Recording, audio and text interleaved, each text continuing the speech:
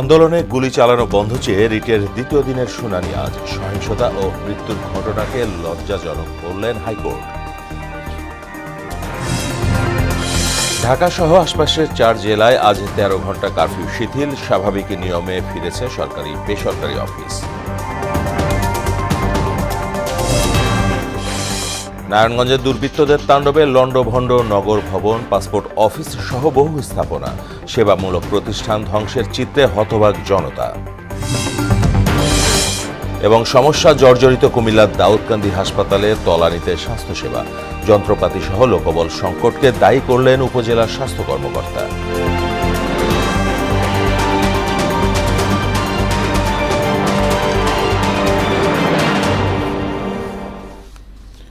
আসসালামু আলাইকুম, সবাইকে মোহনা সংবাদে স্বাগত। শুনছিলেন শিরোনাম, সঙ্গে আছি মাহমুদ হোসেন। এবার বিস্তারিত। আন্দোলনে গুলি চালানো বন্ধ এবং বৈষম্য বিরোধী ছাত্র আন্দোলনের 6 সমন্বয়কের মুক্তি চেয়ে করা রিটের দ্বিতীয় দিনের শুনানি আজ। সরকারি চাকরিতে কোটা সংস্কার দাবিতে চলতি মাসের শুরুর দিকে আন্দোলনের নামে শিক্ষার্থীরা। তৃতীয় পক্ষ সুযোগ নেয় পরবর্তীতে, যা রূপ নেয় সহিংসতায়। সরকারি হিসেবে প্রাণ যায় 150 জনের, গুলিবিদ্ধ হয় আরও অসংখ্য মানুষ। এর প্রেক্ষিতে নির্দেশনা চেয়ে গত সোমবার হাইকোর্টে রিট করেন সুপ্রিম কোর্টের 2 আইনজীবী। মঙ্গলবার প্রথম দিনের শুনানিতে কোটা আন্দোলন ঘিরে সহিংসতা ও মৃত্যুর ঘটনাকে লজ্জাজনক বলে মন্তব্য করেন উচ্চ আদালত। সামগ্রিক প্রেক্ষাপট বিবেচনায় দেশজুড়ে কারফিউ বহাল রয়েছে। আইন শৃঙ্খলা পরিস্থিতি সহ বিভিন্ন বিষয়ে মঙ্গলবার সচিবালয়ে এক বৈঠক শেষে একথা জানান স্বরাষ্ট্রমন্ত্রী আসাদুজ্জামান খান কামাল। আগামী শনিবার পর্যন্ত ঢাকা, নারায়ণগঞ্জ, গাজীপুর ও নরসিংদীতে রাত 8টা পর্যন্ত 13 ঘণ্টা শিথিল থাকছে কারফিউ। অন্যান্য জেলায় কারফিউয়ের বিষয়ে সিদ্ধান্ত নেবে স্থানীয় প্রশাসন। জামাত শিবির নিষিদ্ধের প্রক্রিয়া চলমান আছে বলেও জানান স্বরাষ্ট্রমন্ত্রী। এদিকে দেশের সার্বিক পরিস্থিতি কিছুটা শান্ত হয়ে আসায় আজ থেকে স্বাভাবিক সময়সূচিতে ফিরেছে সরকারি বেসরকারি অফিসের কার্যক্রম। আমরা আগামী বুধবার হতে শনিবার পর্যন্ত সকাল 7টা হতে রাত 8টা পর্যন্ত সন্ধ্যায়ন কিংবা কারফিউ শিথিল থাকবে। জামাত শিবিরের আশ্রয় প্রশ্রয়, এরা আমাদের সারা দেশে জঙ্গির উত্থান ঘটাতে চেয়েছিল। এই ধরনের জঙ্গির উত্থান বলুন, সন্ত্রাসের কার্যকলাপ চালানো বলুন, এগুলি করে যাচ্ছে। কাজেই এটা নিয়ে এখন 14 দল সহ সবাই রাজনৈতিক একটা সিদ্ধান্ত হয়েছে। সেই সিদ্ধান্তটা বাস্তবায়ন হওয়ার জন্য যে সমস্ত প্রক্রিয়ার দরকার সেগুলি চলছে। দর্শক, রাজধানীর সার্বিক চিত্র জানব সহকর্মী কাজী পাপ্পুর কাছে। পাপ্পু, জনজীবন সহ রাজধানীর এই মুহূর্তের সামগ্রিক চিত্রটা কি আমাদের জানাবেন?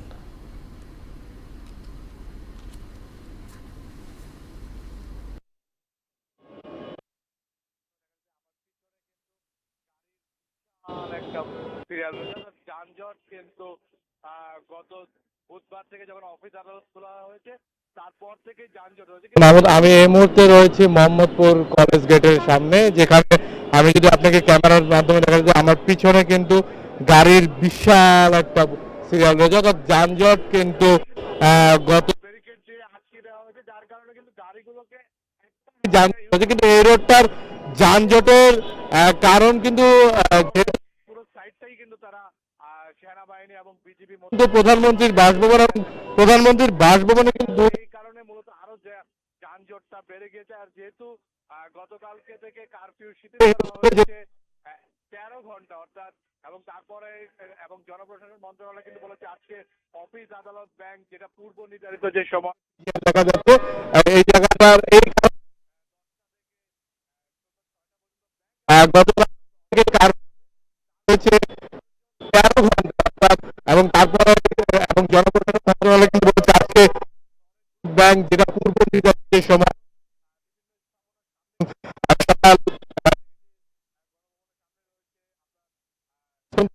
চলবে। তারপরে কিন্তু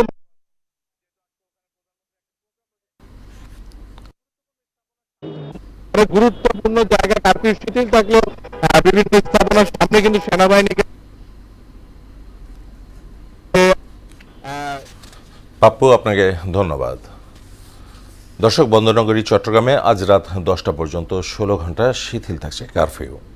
চট্টগ্রামের জনজীবন পরিস্থিতি জানাচ্ছেন সহকর্মী সুমন কুমার দে। আমি এই মুহূর্তে অবস্থান করছি চট্টগ্রাম নগরীর কাজীরডেরি এলাকায়। আজ সকাল 6টা থেকে রাত 10টা পর্যন্ত কারফিউ শীতল থাকবে। আমরা সকাল থেকে চট্টগ্রামের New Market, Agrabad, Badamtali, city gate, Oxygen, 2 number gate, Muradpur, নতুন ব্রিজ, কাপ্তা রাস্তার মাথাসহ বিভিন্ন এলাকায় আমরা ঘুরে দেখেছি। গুরুত্বপূর্ণ যে পয়েন্ট রয়েছে, মোড়গুলো রয়েছে, মোড়ের মধ্যে কিন্তু আইনশৃঙ্খলা রক্ষাকারীর বাহিনীর সদস্যরা এই সতর্ক অবস্থান নিয়েছেন এবং সতর্ক অবস্থানে রয়েছে। আমরা দেখেছি সেনা এবং বিজিবির সদস্যরা কিন্তু তারা বিভিন্ন জায়গায় কিন্তু তারা টহল দিচ্ছেন। সকাল থেকে কিন্তু যেহেতু অফিস আদালত খোলা রয়েছে, মানুষ কিন্তু তাদের কর্মস্থলে যাচ্ছেন।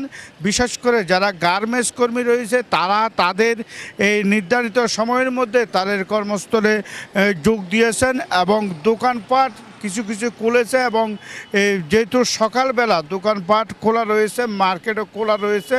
বিশেষ করে বলে রাখি, আজকে যে কোটা আন্দোলনকারী যে একাংশ কিন্তু চট্টগ্রামের যে আদালত প্রাঙ্গণে তারা তাদের বিক্ষোভ মিছিল করার কথা রয়েছে। আমরা দেখেছি আদালত প্রাঙ্গণে অতিরিক্ত পুলিশ মোতায়েন করা হয়েছে এবং চট্টগ্রামে কিন্তু শান্তিপূর্ণ পরিবেশ বিরাজ করছে এই মুহূর্তে।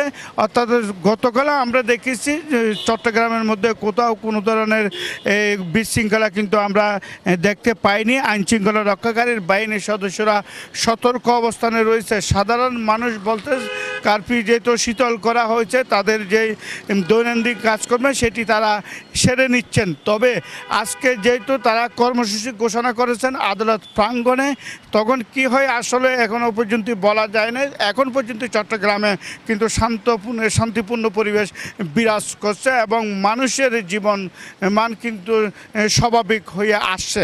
এই তো চট্টগ্রাম নগরীর কাজীরডেরি এলাকা থেকে এই ছিল আমার কাছে সর্বশেষ। কোটা সংস্কার আন্দোলনে ভর করে দুর্বৃত্তদের তাণ্ডবে পুরোপুরি অচল হয়ে গেছে নারায়ণগঞ্জ আঞ্চলিক পাসপোর্ট অফিস।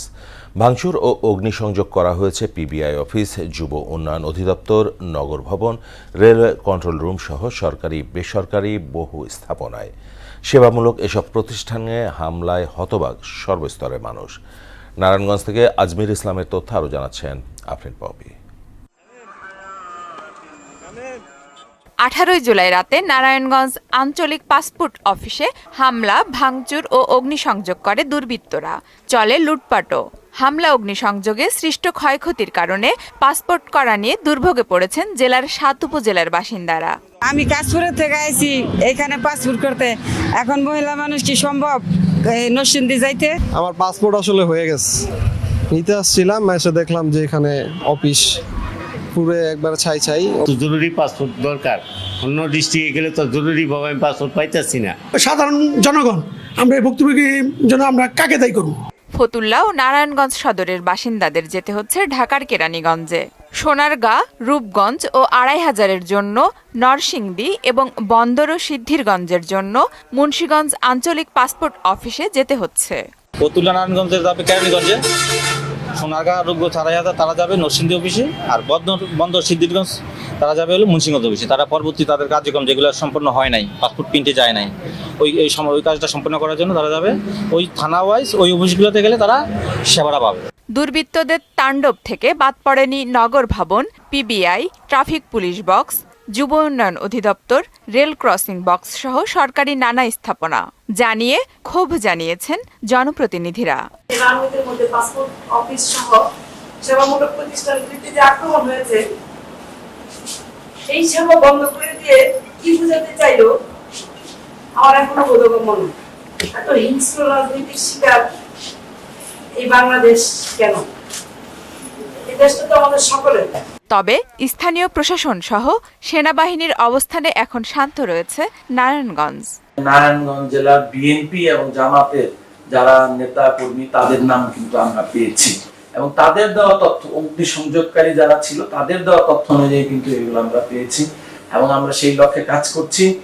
আমরা আমাদের অপারেশনাল কার্যক্রমটা কিন্তু চলমান আছে এবং এটা চলমান থাকবে। এসব অপরাধে জড়িতদের বিরুদ্ধে মামলা হয়েছে, গ্রেপ্তারে অভিযান চলমান রয়েছে। আফরিন পপি, মোহনা সংবাদ। নানা সমস্যায় জর্জরিত কুমিল্লার দাউদকান্দি ২০ শয্যা হাসপাতাল। ২০১৬ সালে চালুর পরই নানা সমস্যায় বন্ধ হয়ে যায় এটি। পরবর্তীতে দ্বিতীয়বার চালু হলেও কাঙ্ক্ষিত সেবা থেকে বঞ্চিত হচ্ছেন স্থানীয়রা। ভবনের সংস্কার কাজ এবং প্রয়োজনীয় যন্ত্রাংশ ও লোকবল সংকট মাথায় নিয়ে প্রতিষ্ঠানটি চলছে বলে জানালেন উপজেলা স্বাস্থ্য কর্মকর্তা। কুমিল্লা থেকে মোহাম্মদ শাহাবুদ্দিনের প্রতিবেদন, জানাচ্ছেন আফরিন পপি। দাউদকান্দি ২০ শয্যা হাসপাতালটির আউটডোর চলছে কোনো রকম জোড়াতালি দিয়ে। এতে চিকিৎসক ছাড়াও বিভিন্ন পদে রয়েছে জনবল সংকট। মাত্র ২ জন ডাক্তার দিয়ে আউটডোর চালু রাখা হয়েছে। ইনডোরের সকল ব্যবস্থা থাকলেও তা চালু হয়নি এখনো। এ অবস্থায় অব্যবহার্য পড়ে থেকে নষ্ট হচ্ছে অনেক মেশিনপত্র। হাসপাতালটিতে বিদ্যুৎ পানির সংকটও প্রবল। বেসিন ওয়াশরুম নষ্ট হয়ে ব্যবহারের অনুপযোগী। অন্য জায়গায় দৌড়াদৌড়ি করতে হয়, এখানে থাকলে আমরা এই সুবিধাটা পাইতাম যে হাসপাতালে রুগী দেখায় হাসপাতালেই পরীক্ষা নিরীক্ষাগুলা কইরা আমরা বাড়িতে যাইতে পারলাম। মেশিন সরকার আমাদের জন্য ব্যবস্থা করে দেয়, তাহলে সাধারণ রোগীরা অত্যন্ত উপকৃত হবে। যন্ত্রপাতি নাই বা ভালো ডাক্তার নাই, নয়তো বাচ্চাদেরও চিকিৎসা সব চিকিৎসাই গরিপুর পাড়ায় দেয়। এখানে অনেক রুগী আইসা ফেরত যায়, এখানে সেবাটা একটু ভালো যদি দিত তাহলে একটু ভালো হইতো। নানা সংকটের পরও নিয়মিত সেবা দেওয়ার কথা জানান এ কর্মকর্তা। আমাদের এখানে ইনডোর ফ্যাসিলিটিস নাই, যেটা হলে আমার মনে হয় ইনডোর ফ্যাসিলিটিস থাকলে অথবা এই যে এই পরীক্ষা নিরীক্ষাগুলো হলে আমাদের এই এলাকার মানুষ একদম পরিপূর্ণ সেবাটা পেতে পারত। হাসপাতালটিতে পরীক্ষা নিরীক্ষার যন্ত্রাংশ এবং লোকবল সংকট রয়েছে বলে জানালেন উপজেলা স্বাস্থ্য কর্মকর্তা। বর্তমানে 2 জন মেডিকেল অফিসার কর্মরত আছেন, কাজ করছেন, অন্যান্য স্টাফরা রয়েছেন, ওনারাও চেষ্টা করছেন সর্বোচ্চ সেবা দিতে। পরীক্ষা নিরীক্ষার কার্যক্রমটা যেহেতু ওখানে হচ্ছে না, এটার জন্য যে আমার উপযুক্ত লোকবলও লাগবে আর সরঞ্জামগুলো স্থাপনের জন্য আমার এই ভবনটির সংস্কার প্রয়োজন। দ্রুত সময়ের মধ্যে হাসপাতালটির সেবার মান উন্নয়নে কর্তৃপক্ষ কাজ করবে এমন দাবি সেবা প্রত্যাশীদের। আফরিন পপি, মোহনা সংবাদ। আবারও কারফিউ প্রসঙ্গ। দর্শক, কারফিউ শিথিলের সময়টাতে বিভাগীয় শহর ময়মনসিংহের চিত্র কেমন জানবো সহকর্মী রুবায়েত বাপ্পির কাছে। বিভাগীয় শহরটিতে আজ সকাল ৬টা থেকে ১৬ ঘন্টা শিথিল থাকছে কারফিউ। আমি এখন দাঁড়িয়ে আছি ময়মনসিংহের নতুন বাজার এলাকায়। তো আমরা দেখেছি যে বিগত দিনের যে কারফিউ, সেই কারফিউ কিন্তু ময়মনসিংহে শান্তিপূর্ণ পরিবেশ বিরাজ করছিল। তো আজ কিন্তু সকাল ৬টা থেকে রাত 10টা পর্যন্ত কারফিউ শিথিল করেছে জেলা প্রশাসন। তো আমি যদি আপনাকে একটু দেখাতে চাই যে এই যে কারফিউর যে চলমান পরিস্থিতি, এই পরিস্থিতিতে কিন্তু সকালবেলায় ময়মনসিংহের বিভিন্ন সড়কে কিন্তু যানবাহন চলাচল করছে, সাধারণ মানুষজন কিন্তু বের হচ্ছেন এবং কোনো ধরনের অপ্রীতিকর ঘটনা কিন্তু এখন পর্যন্ত ময়মনসিংহে কারফিউ চলাকালীন সময়ে ঘটেনি। আমরা যেটি দেখেছি যে আইন শৃঙ্খলা রক্ষাকারী বাহিনীর পক্ষ থেকে সর্বোচ্চ নিরাপত্তা নিশ্চিত করার জন্য সড়কে সড়কে আইন শৃঙ্খলা রক্ষাকারী বাহিনীর টহল ছিল এবং জেলা বা পুলিশ, জেলা প্রশাসনের পক্ষ থেকে সার্বিক মনিটরিং করা হচ্ছিল যাতে কোনো দুষ্কৃতিকারী মানুষের জানমালের ক্ষতি করতে না পারে, তার জন্য কিন্তু আইন শৃঙ্খলা রক্ষাকারী বাহিনী মাঠে তৎপর ছিল। তো দর্শক দেখতে পাচ্ছেন যে এই যে এই সকালে কিন্তু এখন যদিও মানুষের চলাচল কিছুটা কম, তবে বেলা বাড়ার সাথে সাথে সেই চলাচল কিন্তু বেড়ে যায়। তো আরেকটি বিষয় জানিয়ে রাখি যে আজকে কিন্তু কোটা আন্দোলনের শিক্ষার্থীদের একটি কর্মসূচি রয়েছে 11টায়। তো কোর্ট ভবন এলাকা হিসাবে পরিচিত 0 পয়েন্টে কিন্তু তারা আজকে 11টায় মার্চ টু জাস্টিস যে কর্মসূচি, সেই কর্মসূচি পালন করার কথা রয়েছে। তো সব মিলিয়ে যদি বলি যে ময়মনসিংহের কারফিউর যে অবস্থা, সেই অবস্থায় কিন্তু এখন পর্যন্ত শান্তিপূর্ণ পরিবেশ বিরাজ করছে। তো এই ছিল আমার কাছে ময়মনসিংহ থেকে কারফিউর পরিস্থিতি নিয়ে সর্বশেষ। অন্যান্য প্রসঙ্গ, ব্যাংক, গার্মেন্টস, টেলিকম সহ জ্বালানি খাতে বড় ধরনের সাইবার হামলার আশঙ্কা রয়েছে বলে জানালেন ডাক, টেলিযোগাযোগ ও তথ্য প্রযুক্তি প্রতিমন্ত্রী জুনায়েদ আহমেদ পলক।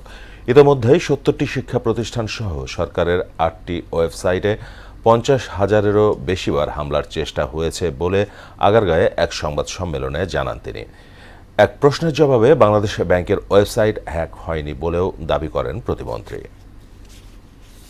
ব্যাংকিং সেক্টর, পোশাক শিল্প, টেলিকম সেক্টর এবং বিদ্যুৎ জ্বালানি খাতগুলোতে আমাদের আশঙ্কা যে বড় ধরনের সাইবার হামলা হতে পারে।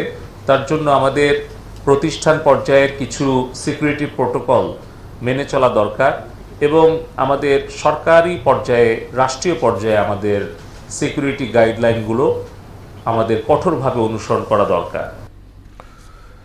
চাঁদপুরের সেচ প্রকল্পের বাইরের জমিগুলোতে এবছর পাটের আবাদ হলেও প্রাকৃতিক দুর্যোগের কারণে লক্ষ্যমাত্রা পূরণ হয়নি। এছাড়াও উৎপাদন কম হওয়া এবং ন্যায্য মূল্য না পাওয়ায় হতাশ কৃষকরা। কৃষি বিভাগ বলছে প্রাকৃতিক দুর্যোগের কারণে এ পরিস্থিতির সৃষ্টি হয়েছে। চাঁদপুর থেকে রফিকুল ইসলাম বাবুর তথ্য আরও জানাচ্ছেন শারমি স্বর্ণা। চাঁদপুরের মাটি ও আবহাওয়া পাট চাষের উপযোগী। এবছর ৩,৯০০ হেক্টর জমিতে পাট চাষের লক্ষ্যমাত্রা ধরা হলেও আবাদ হয়েছে ৩,৬০০ হেক্টরে। ঘূর্ণিঝড় রিমেল সহ অতিবৃষ্টির কারণেই এ লক্ষ্যমাত্রা ব্যাহত হয়েছে বলে জানান সংশ্লিষ্টরা। বর্তমানে জেলায় চাষ করা পাট কেটে প্রক্রিয়াকরণের মাধ্যমে বিক্রির উপযোগী করতে কাজ করছেন কৃষকরা। পোকামাকড়ে, বন্যায় ক্ষয়ক্ষতি হয়েছে, পানিয়ে পাট ধ্বংস করে লাগছে। আমরা হতাশ, বৃষ্টির মানে পাট চলে গেছে। লোন ফোন উঠিয়ে এখন আমরা কি করব? কোনো মাথা ঠিক নেই। ন্যায্য বাজার মূল্য এবং অনুকূল পরিবেশ পেলে জেলার কৃষকরা আবারও পাট চাষে ফিরবেন বলে মনে করছে স্থানীয় কৃষি বিভাগ। চাঁদপুরে এবার যে পাট আবাদের লক্ষ্যমাত্রা সেটি অর্জিত হয় নাই। ৩৯০০ হেক্টরের বিপরীতে আমাদের মাত্র ৩৬০০ হেক্টর জমিতে আবাদ হয়েছে। আপনারা জানেন যে অতিবৃষ্টির কারণে চারা অবস্থায় পাট পচে যাওয়াতেই কিন্তু কৃষকরা লক্ষ্যমাত্রা অনুযায়ী তাদের আবাদ করতে পারেনি। রপ্তানিযোগ্য এ ফসলটির হারানো গৌরব ফিরিয়ে আনতে কৃষি বিভাগ কাজ করছে বলেও জানান তিনি। শারমিন স্বর্ণা, মোহনা সংবাদ। খেলার খবর ক্রিকেট। আগস্টে পাকিস্তান সফর সামনে রেখে বাংলাদেশ এ দলের স্কোয়াড ঘোষণা করেছে বিসিবি। সফরে 2টি 4 দিনের ম্যাচ এবং 3টি ওয়ানডে খেলবে বাংলাদেশ। 4 দিনের ম্যাচের প্রথম একাদশে আছেন মুশফিকুর রহিম, এনামুল হকের মতো সিনিয়র সদস্যরা। আর দ্বিতীয় 4 দিনের ম্যাচের পাশাপাশি ওয়ানডে দলে আছেন সৌম্য, হৃদয় ও তানজিম সাকিব। ওয়ানডেতে জায়গা পেয়েছেন সাইফুদ্দিন। আগামী 6 আগস্ট পাকিস্তান যাবে বাংলাদেশ এ দল।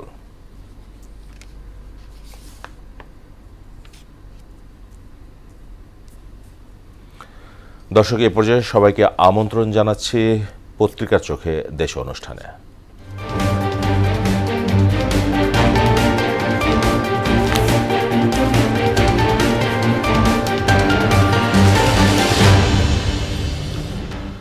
দর্শক, এরই মধ্যে আমার হাতে বেশ কিছু বাংলা এবং ইংরেজি দৈনিক পত্রিকা রয়েছে। দেখে নেব পত্রিকার পাতায় কোন কোন খবরগুলো শিরোনামে জায়গা করে নিয়েছে। প্রথমে আমার হাতে রয়েছে প্রথম আলো। তাদের শিরোনামে বিচার বিভাগীয় তদন্তে বিদেশি কারিগরি সহায়তা নেওয়া হবে প্রধানমন্ত্রী শেখ হাসিনা। হত্যার বিচার চেয়ে মুখে লাল কাপড় বেঁধে মিছিল। ঢাকায় গ্রেপ্তার 87%-এরই রাজনৈতিক পরিচয় নেই। নির্বাহী আদেশে আজ নিষিদ্ধ হচ্ছে জামায়াত শিবির। এরপরে আমার হাতে রয়েছে দৈনিক ইত্তেফাক। দেখে নেব তাদের শিরোনামগুলো। বিভাগীয় কমিশনার ও ডিসিদের চিঠি, মন্ত্রিপরিষদের উদ্দেশ্য সন্ত্রাস ও নাশকতা প্রতিরোধ কমিটি সক্রিয় করা। জামায়াত নিষিদ্ধের প্রজ্ঞাপন আজ। বিচার বিভাগীয় তদন্তে বিদেশি প্রযুক্তিগত সহায়তা নেওয়া হবে প্রধানমন্ত্রী। নিষিদ্ধ হচ্ছে জামায়াত। চোরাগুপ্তা হামলা নিয়ে শঙ্কা আইন শৃঙ্খলা বাহিনীর। জামায়াত নিষিদ্ধ করলে আইন শৃঙ্খলার উন্নতি হবে, আইনমন্ত্রী। বাধ্য হয়ে পুলিশ গুলি করেছে স্বরাষ্ট্রমন্ত্রী। এরপরে রয়েছে দৈনিক সমকাল। দেখে নেব তাদের শিরোনামগুলো। নির্বাহী আদেশে আজই নিষিদ্ধ হচ্ছে জামায়াত। 6 সমন্বয়ককে মুক্তি দিতে 24 ঘন্টার আলটিমেটাম। মানবাধিকার লঙ্ঘন, বল প্রয়োগের তথ্য প্রমাণ রয়েছে জাতিসংঘ মহাসচিবের মুখপাত্র। কত মানুষ নিহত এখনো অজানা। এরপর আমার হাতে রয়েছে বাংলাদেশ প্রতিদিন। দেখে নেব তাদের শিরোনাম। জামাত শিবির নিষিদ্ধ হচ্ছে আজ। 7 মন্ত্রী প্রতিমন্ত্রীর রুদ্ধদ্বার বৈঠকে নানা সিদ্ধান্ত। জাতিসংঘের তদন্তের আহ্বানকে স্বাগত প্রধানমন্ত্রীর। এসব মৃত্যু দুঃখজনক, হাইকোর্ট। নিহতদের স্মরণে রাষ্ট্রীয় শোক পালন। এবার দেখব দৈনিক যুগান্তরের শিরোনাম। সরকারের নির্বাহী আদেশে জারি আজ নিষিদ্ধ হচ্ছে জামায়াত শিবির। 5,000 কোটি টাকার ঋণ চায় বেকিএমইএ, সংকট কাটাতে অর্থমন্ত্রীকে চিঠি। ঢামেকের সামনে প্রতিবাদ, অভিভাবকদের দাঁড়াতে দেয়নি পুলিশ। বিচার বিভাগীয় তদন্ত কমিটি, বিদেশি প্রযুক্তিগত সহায়তা নেওয়া হবে প্রধানমন্ত্রী। দেশ রূপান্তরের শিরোনামে রয়েছে জার্মান রাষ্ট্রদূতকে প্রধানমন্ত্রী, তদন্তে বিদেশি প্রযুক্তিগত সহায়তা নেওয়া হবে। জেলায় জেলায় বিক্ষোভ, আজ মার্চ ফর জাস্টিস। শোক ক্ষোভের বহু রং, জামায়াত নিষিদ্ধ হতে পারে আজই। দৈনিক বণিক বার্তার শিরোনাম, বাংলাদেশে ঋণ মান অবনমন করেছে S&P গ্লোবাল। চোখে মুখে লাল কাপড় বেঁধে প্রতিবাদ, হাজারো তরুণকে গ্রেপ্তারে উদ্বিগ্ন জাতিসংঘ। এরপর রয়েছে দ্য ডেইলি স্টার, তাদের শিরোনাম, quota protest all death unfortunate says high court, government largely to blame for huge loss of lives. দর্শক, এই ছিল পত্রিকা চোখে দেশ অনুষ্ঠানে। শেষ করব মোহনা সংবাদ, যাবার আগে শিরোনামগুলো আরও একবার।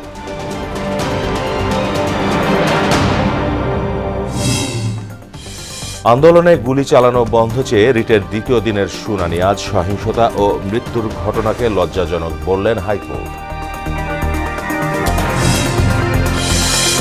ঢাকাসহ আশপাশের 4 জেলায় আজ 13 ঘন্টা কারফিউ শিথিল। স্বাভাবিক নিয়মে ফিরছে সরকারি বেসরকারি অফিস। নারায়ণগঞ্জে দুর্বৃত্তদের তাণ্ডবে লন্ডভন্ড নগর ভবন, পাসপোর্ট অফিস সহ বহু স্থাপনা। সেবামূলক প্রতিষ্ঠানে ধ্বংসের চিত্রে হতবাক জনতা। এবং সমস্যা জর্জরিত কুমিল্লার দাউদকান্দি হাসপাতালে তলানিতে স্বাস্থ্যসেবা, যন্ত্রপাতি সহ লোকবল সংকটকে দায়ী করলেন উপজেলা স্বাস্থ্য কর্মকর্তা।